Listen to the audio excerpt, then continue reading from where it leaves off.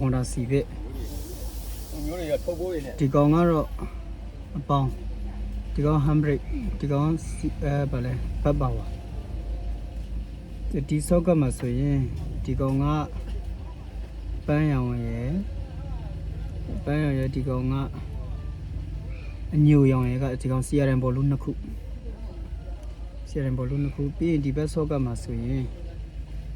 ဒီအစုံဆုံးကျူးလေးကသူကအထီယာနဲ့ဘက်ကိုချိန်သွားတယ်ကောင်အပေးလိုက်တဲ့ဘက်ပါဝါချိန်သွားတယ်ကောင်ပြီးရင်ဒီကောင်ကတော့အခုဒီကောင်ကဒီအနက်ရောင်ကျူးလေးကရုပ်ဒီအစိမ်းလေးကဒီဘက်ကျူးကဒီခဲရောင်လေးဘတ်ထိုးတာနဲ့